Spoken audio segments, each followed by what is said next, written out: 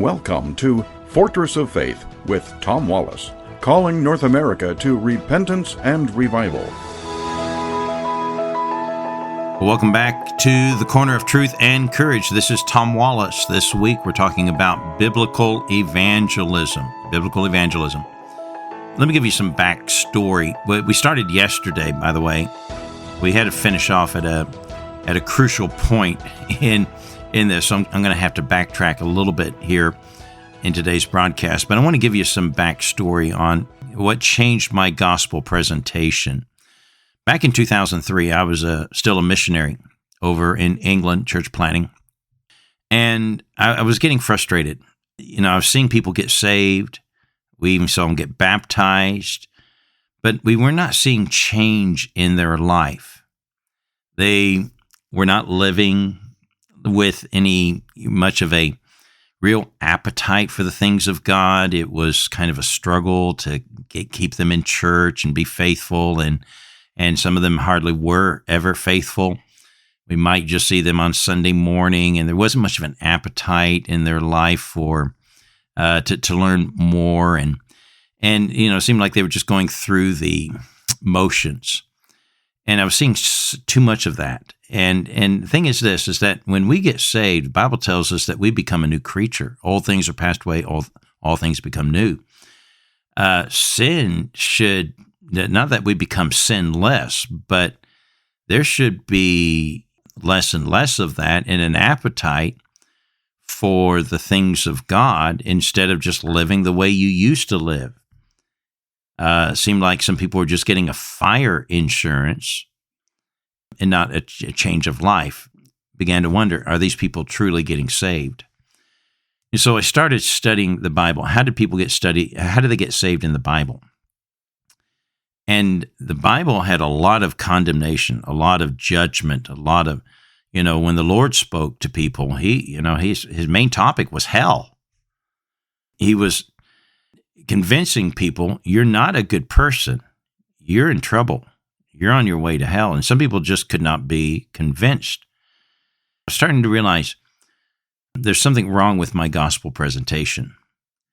Then I came across some teaching about using the law in your gospel presentation.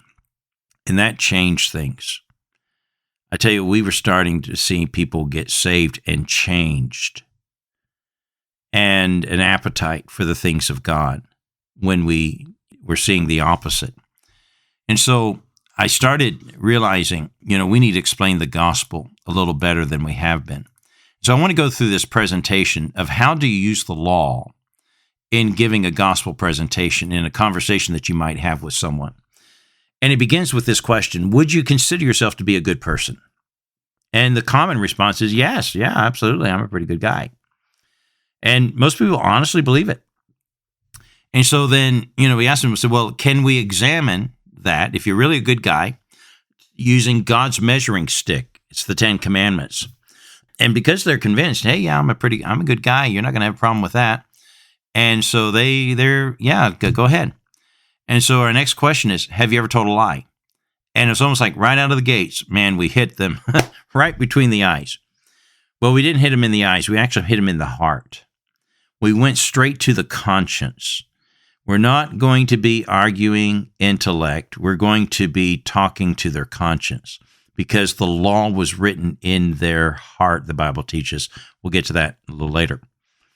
So when we ask them, have you ever told a lie, that pricks the heart with guilt.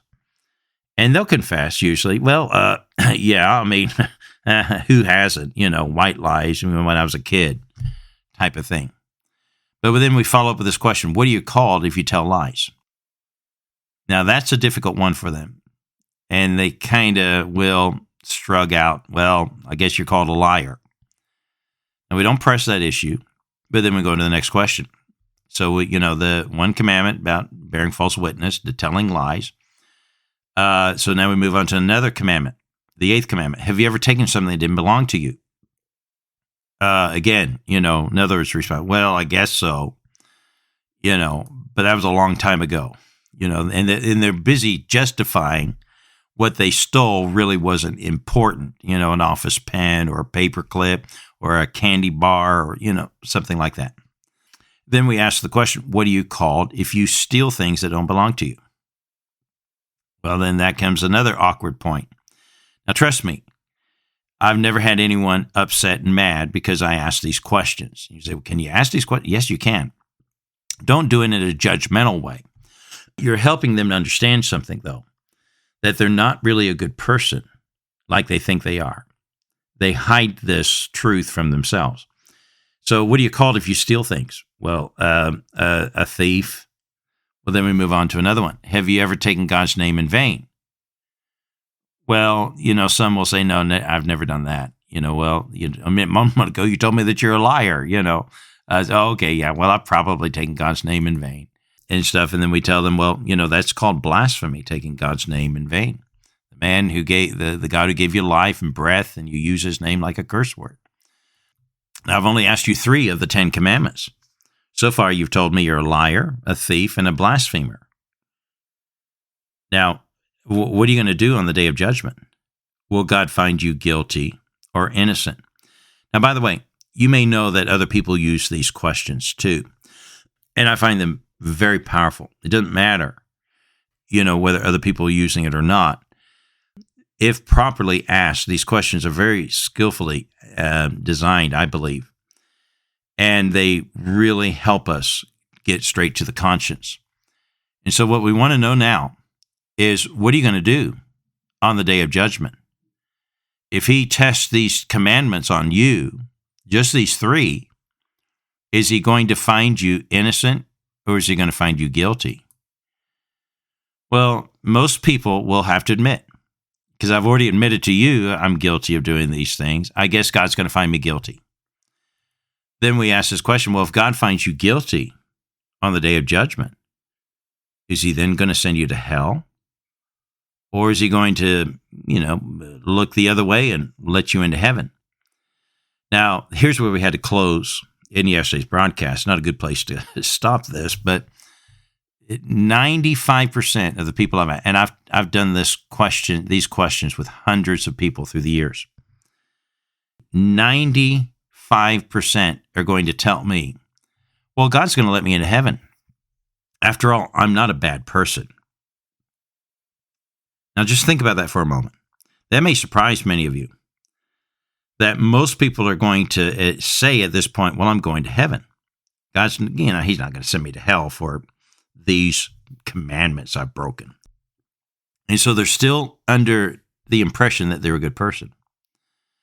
So then we ask them to reason this out. They say, well, what kind of judge lets criminals go unpunished?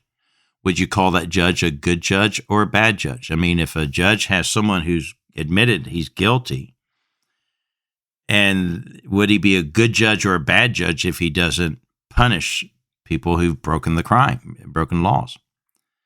And most people are going to tell you, well, I guess they're bad judges. And then we ask, well, will God be a good judge or a bad judge? In their thinking process, you can see it going on in their eyes. Since God is a good judge and he finds me guilty, I guess I deserve to be sent to hell. Only a bad judge would let criminals go unpunished. And so then they come to the reality, I guess then God's going to send me to hell. And we explain to them, now we've only covered 3 of these commandments, and imagine if we cover more, we're going to find that you've broken more if you're going to be honest about these questions. The fact is that we've probably broken them dozens of times each day. How many times have we lusted?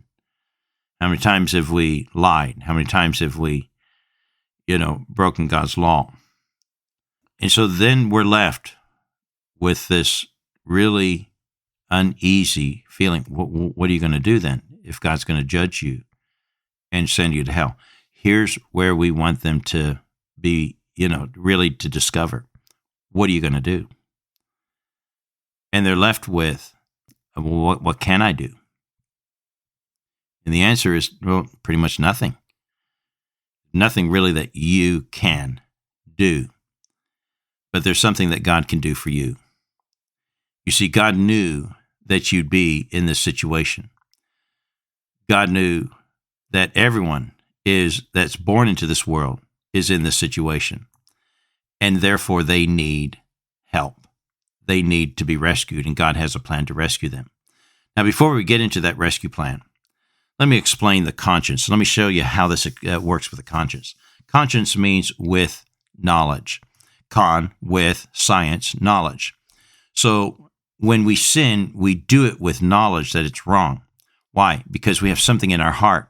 Romans chapter 2, verses 14 through 15. It says, "For when the Gentiles which have not the law do by nature the things contained in the law, these having not the law are law unto themselves."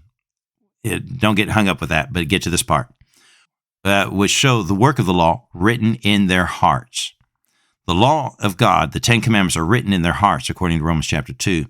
Their conscience also bearing witness, it says, and their thoughts the meanwhile accusing or else excusing one another. So in our conscience, when we do right, it excuses us. But when we do wrong, our conscience accuses us. That's that guilt feeling. That's that poking in the heart, that uneasiness. And it goes further in Romans chapter 3, verse 19, that all the world may become guilty before God. Therefore, the deeds of the law, there shall no flesh be justified in his sight, for by the law is the knowledge of sin. The Bible says that to them that are under the law, that every mouth may be stopped, and that all the world may become guilty before God. The law, the Ten Commandments written in our heart, shows us that we're guilty, and it stops the mouth of everyone.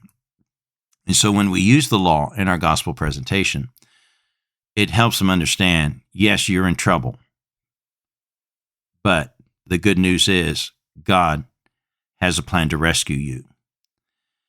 And there's plenty of places in the Bible that we can get into God's rescue plan. And we'll show you these here in tomorrow's broadcast. So I hope you'll stay with us as we continue to go through biblical evangelism. I hope this is a help to you. Join us again tomorrow at the Corner of Truth and Courage. God bless you. Hi, this is Gil Ford at Fortress of Faith. I think you will agree with me that the radio ministry of Fortress of Faith is a unique program. We often get calls to thank Tom for his way of bringing light and understanding to issues that are often dark, troubling, and confusing. It's a shame Fortress of Faith is not on more stations across the nation, but you could help to ensure it stays on your station if you will help us reach our goal for the spring fundraiser. We find that if we break a goal down in bite-sized chunks, it is more reachable. Our goal is to raise a total of $30,000, but let's break that down in two challenges. The first is to raise $15,000 in one-time gifts. The good news is that one donor has already given $1,000. The next challenge is to break down the other half in smaller bites by giving monthly donations from a card. Perhaps you could give $10 a month, or $25 or $50 a month, or even $100 a month. You can cancel at any time. You can give safely and securely online at fortressoffaith.org. That's fortressoffaith.org. Or call us at 800-616-0082. Again, that is 800-616-0082.